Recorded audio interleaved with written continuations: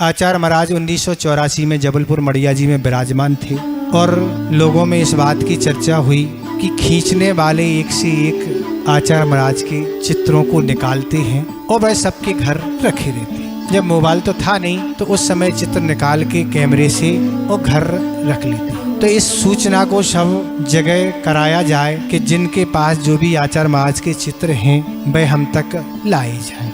और इस तरह सारे चित्र मंगवा लिए और सारे चित्रों को जो छोटे छोटे चित्र थे उनको बड़े बड़े के चित्र रूप में बनाया गया और बड़े बड़े चित्र बना के एक जबलपुर मड़िया जी में जो हॉल था उस हॉल में आचार्य महाराज की प्रदर्शनी लगाई गई। एक से एक चित्र थी। आहार करते समय, आहार के बाद जाते समय, शौच के समय और विहार काल के समय, स्वाध्याय के समय, ध्यान के समय, सामायिक काल के समय और आशीर्वाद आदि देते हुए प्रवचन करते समय, स्वाध्याय करते समय अनेक प्रकार के उसमें चित्र थे और वहाँ प्रदर्शनी लगाई गई। उन सभी में एक ऐसा भी चित्र था कि आचार्य महाराज एक पार्टी पर बैठे हुए हैं और पार्टी पर एक बाजोटा रखा है, उस पर शास्त्र रखे हुए हैं और शास्त्र रखे हैं और आचार्य महाराज किसी ग्रंथ का लेखन कर रहे हैं। आचार्य महाराज किसी शास्त्र का लेखन कर रहे और उस बीच में कोई गृहस्थ आया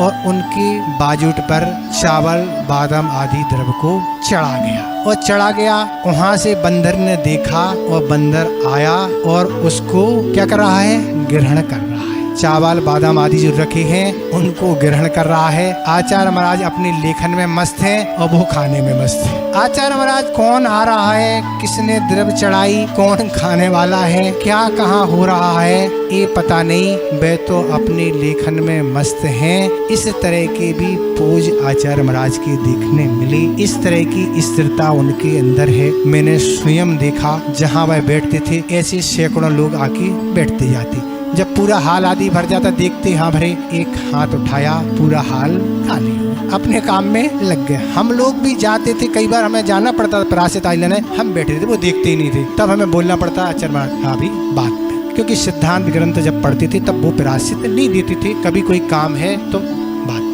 तो इस तरह हम लोग भी, तो इस तरह की चंचलता समाप्त जब की जाएगी तब उस चीजों की उपलब्धि होगी। पाठ हो चाहे स्वाध्याय हो चाहे कुछ भी हो,